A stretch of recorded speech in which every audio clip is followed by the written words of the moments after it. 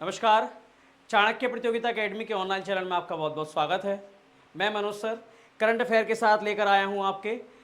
जो आज का जो करंट अफेयर है वो यूपीपी के लिए खास है।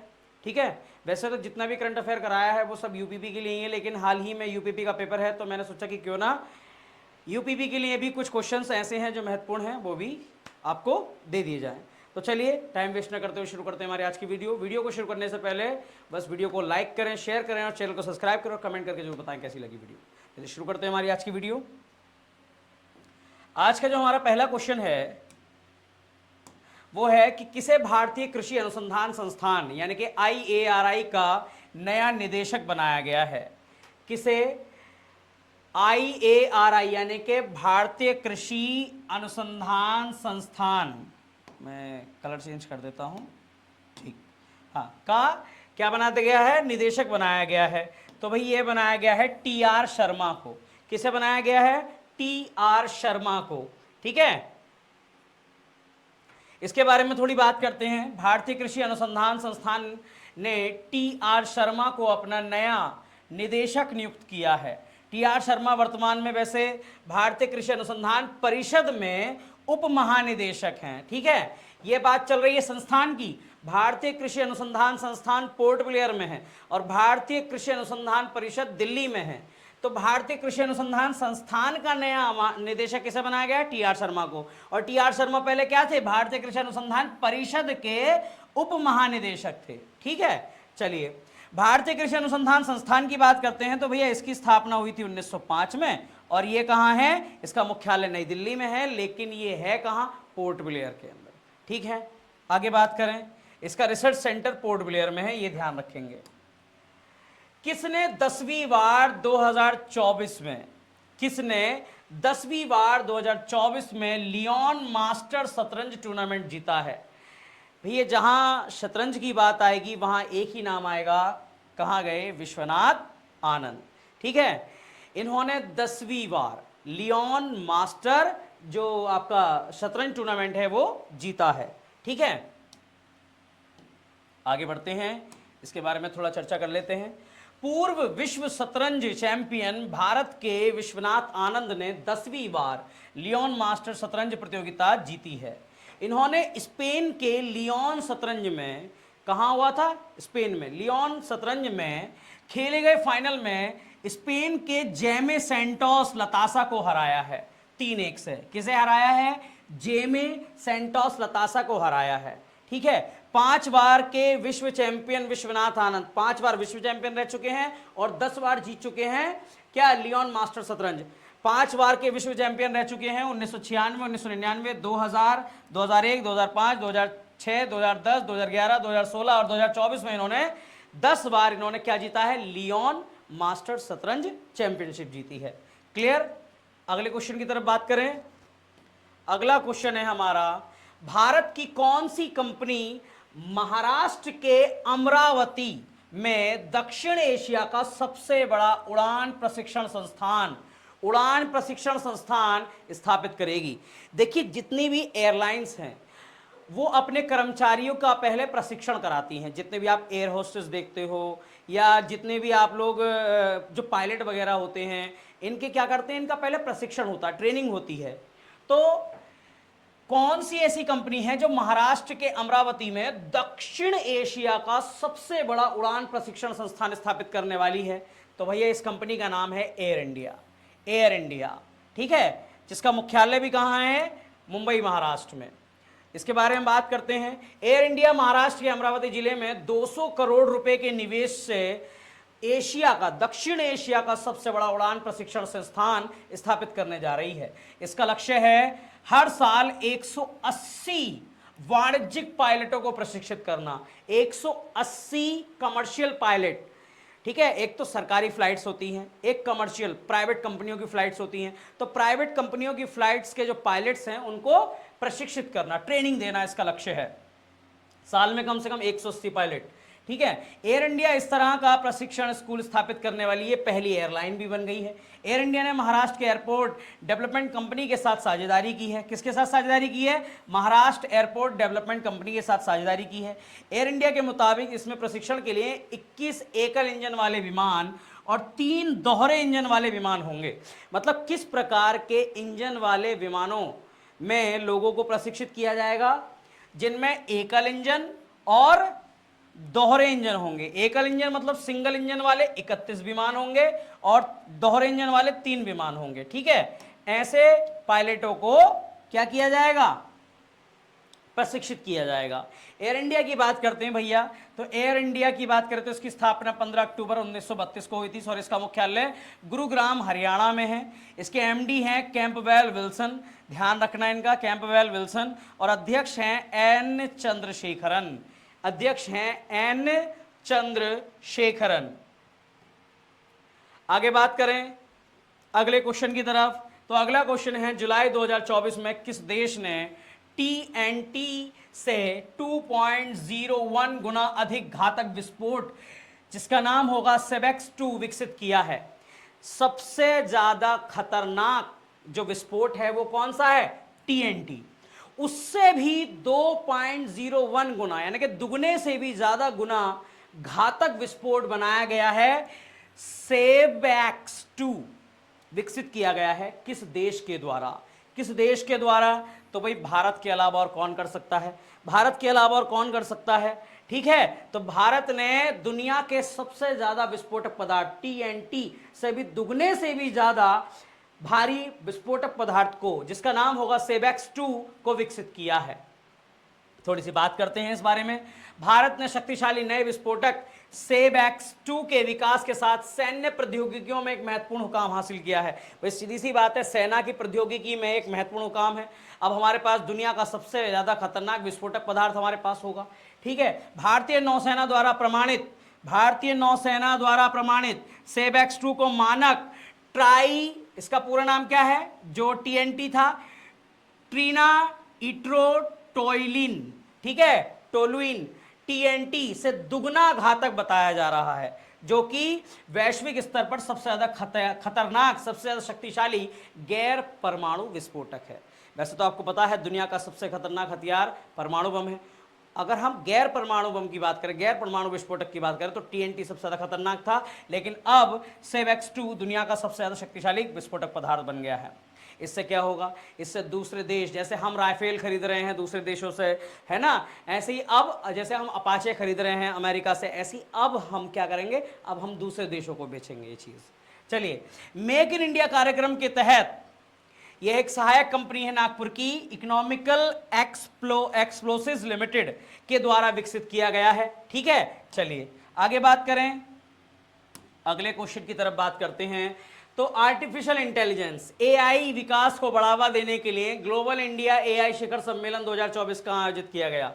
ग्लोबल AI शिखर सम्मेलन कहाँ आयोजित किया गया है भैया? तो ये नई दिल्ली में किया गया है। ठीक है, किसको बढ़ावा देंगे? आर्टिफिशियल इंटेलिजेंस को। आपको पता है आने वाला समय आर्टिफिशियल इंटेलिजेंस का है, AI का समय है आने वाला समय।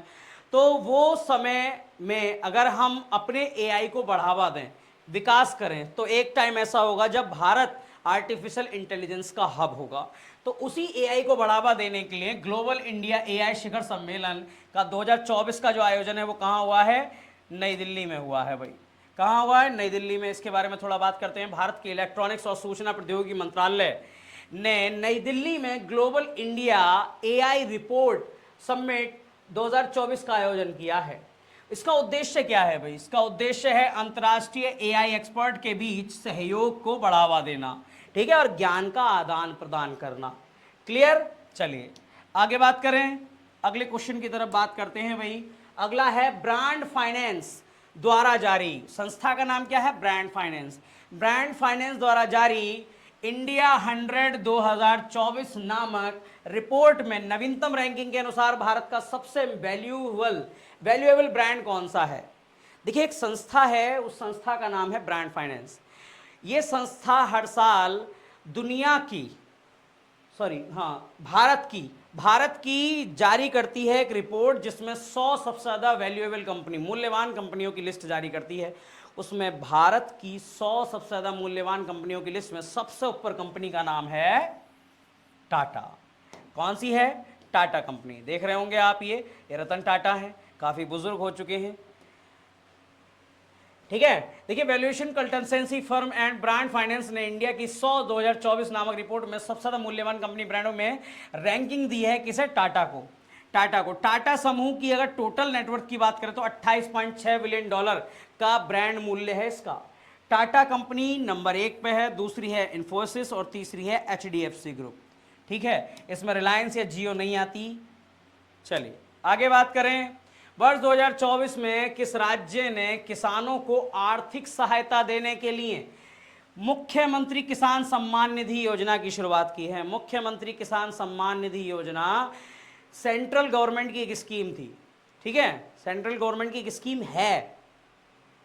अब इस योजना को राज्य स्तर पर भी लागू किया जा रहा है। तो कौन से राज्य ने इसे लागू किया है भाई? तो इसको किस राज्य ने? तो इसे राजस्थान ने लागू किया है। राजस्थान ने मुख्यमंत्री किसान सम्मान निधि योजना को लागू किया है। इस योजना के तहत किसानों को आर्थिक सहायता दी जाती है। ठीक है, चलिए इस बारे में बात कर लेते हैं। राजस्थान के मुख्यमंत्री कौन है? भजनलाल शर्मा। भजनलाल शर्मा ने मुख्यमंत्री किसान सम्मान निधि योजना शुरू की है।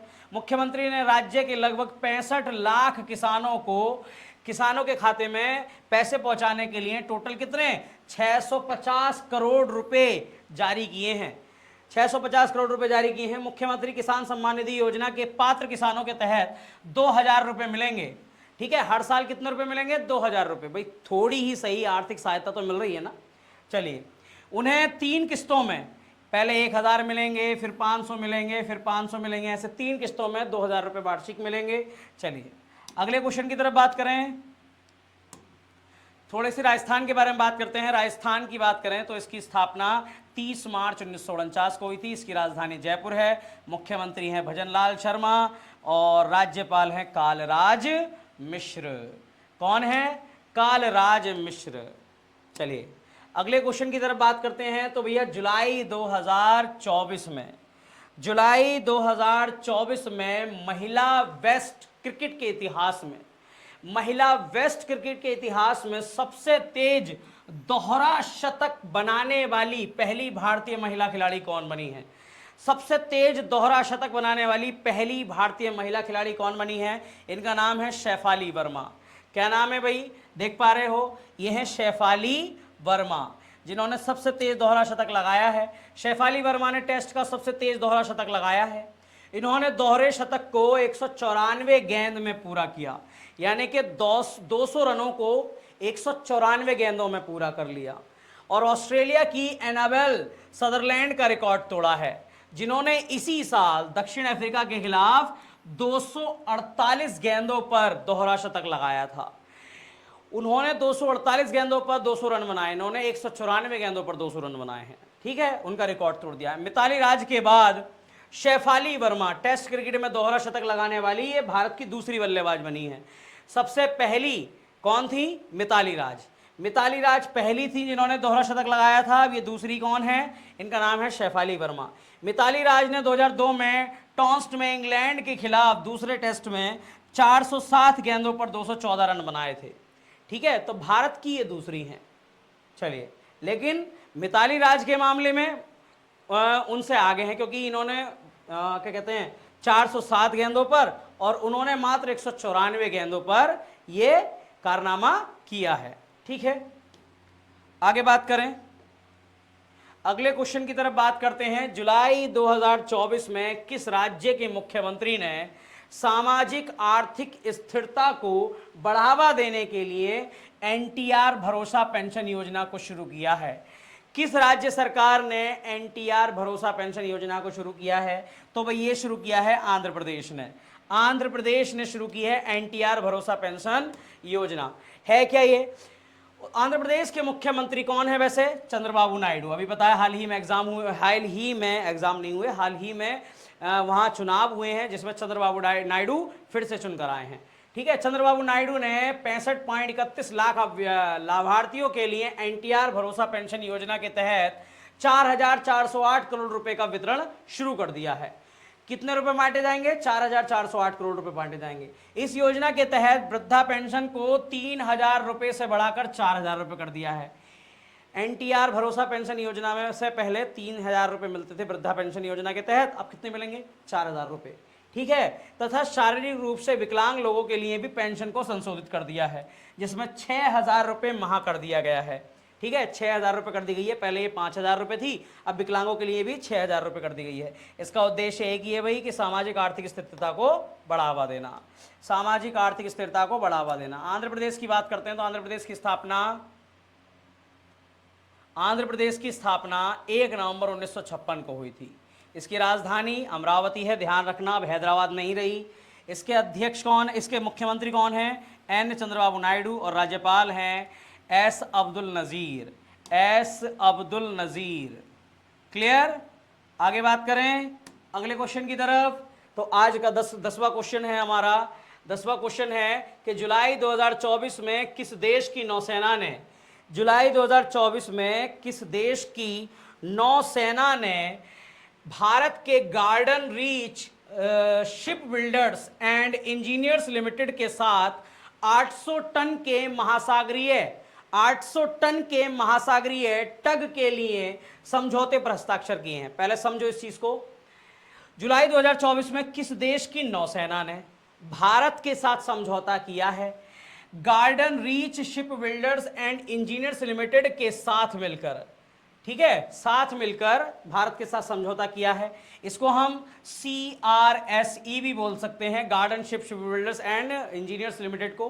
ठीक है, तो 800 टन के महासागरीय टग पर समझौता किया है। तो किसके द्वारा? तो ये किया गया है भैया बांग्लादेश के द्वारा। अभी हाल ही में आपको पता ही है बांग्लादेश के हालात कैसे चल रहे हैं। हाल ही में बांग्लादेश के हालात कैसे चल रहे हैं बताइए, सभी को पता है। वहां की PM अब वहां पर नहीं है।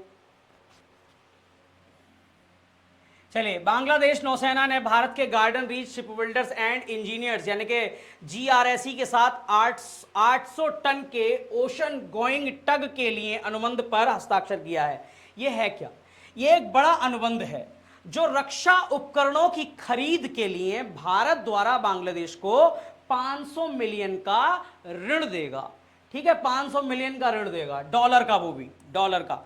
इसका उद्देश्य है भारत और बांग्लादेश के बीच जो संबंध हैं वो मजबूत बने रहें। ठीक है, चलिए CRSE की बात करें तो इसकी स्थापना 1984 में हुई थी। इसका मुख्यालय कोलकाता पश्चिम बंगाल में है और इसके अध्यक्ष हैं PR हरी। अगले क्वेश्चन की तरफ बात करते हैं। अगला क्वेश्चन है 2024 में FIDE शतरंज विश्व शतरंज चैंपियनशिप का आयोजन किस देश में किया गया? FIDE विश्व शतरंज चैंपियनशिप का आयोजन किस देश में किया गया? तो भाई सिंगापुर में किया गया। ठीक है, 2024 में कहां किया गया है? सिंगापुर में किया गया है। इंटरनेशनल चेस फेडरेशन FIDE ने 2024 में विश्व शतरंज चैंपियनशिप के लिए सिंगापुर की मेजबानी का ऐलान किया है। यह चैंपियनशिप भारतीय ग्रैंड मास्टर डी गुडेश और वर्ल्ड चैंपियन चीन के डिंग लीरेन के बीच 20 नवंबर से 15 दिसंबर तक खेली जाएगी। भारतीय शतरंज संघ की बात करें FIDE की तो भैया इसकी स्थापना हुई थी 20 जुलाई 1924 को। इसका मुख्यालय है लुसाने स्विट्जरलैंड में और इसके अध्यक्ष हैं अर्काडी डुओकोविच। ठीक है, अगले क्वेश्चन की तरफ बात करते हैं और ये हमारा आज का लास्ट क्वेश्चन होगा। अगला क्वेश्चन है जुलाई 2024 में कौन सा देश यूरोपीय परिषद का अध्यक्ष बना है? जुलाई 2024 में कौन सा देश यूरोपीय परिषद का अध्यक्ष बना है? तो भैया ये है हंगरी। कौन सा देश है? हंगरी। इसे यूरोपियन परिषद का अध्यक्ष बनाया गया है। हंगरी ने 6 महीनों के लिए यूरोपियन परिषद की अध्यक्षता संभाल ली है। 2004 में यूरोपियन संघ में शामिल होने के बाद यह दूसरी बार है जब हंगरी अध्यक्षता करेगा। हंगरी इससे पहले एक बार और कर चुका है, 2004 में यह सम्मिलित हुआ था। इसमें अध्यक्षता करने का मतलब है परिषद की बैठकों की अध्यक्षता करना और अन्य जो यूरोपियन संघ के निकाय हैं उनके साथ साथ जनता को भी संबोधित करना। ठीक है, यूरोपियन परिषद 1974 यूरोपियन संघ का एक समूह है। पुर्तगाल के पूर्व प्रधानमंत्री एंटोनियो कोस्टा को यूरोपियन संघ की यूरोपियन परिषद के अध्यक्ष के रूप में चुना गया है। ठीक है, यूरोपियन संघ के बारे में बात करें तो यूरोप में 27 देशों का एक राजनीतिक आर्थिक समूह है ये। इसकी स्थापना 1 नवंबर 1993 को हुई थी। इसका मुख्यालय ब्रुसेल्स में है और इसके अध्यक्ष हैं उर्सुला वॉन डेर लेयन। ठीक है, देखिए ये तो था आज का करंट, जिसमें हमने लगभग 12 करंट को कवर किया है, 12 न्यूज़ को कवर किया है। ये काफ़ी इंपॉर्टेंट थी न्यूज़, तो उम्मीद करता हूँ आपको समझ में आई होगी, पसंद आई होगी। वीडियो को लाइक कर देना, चैनल को सब्सक्राइब कर देना और कमेंट करके जरूर बताना वीडियो कैसी लगी। चलिए आज के लिए बस इतना ही। सभी को जय हिंद, धन्यवाद।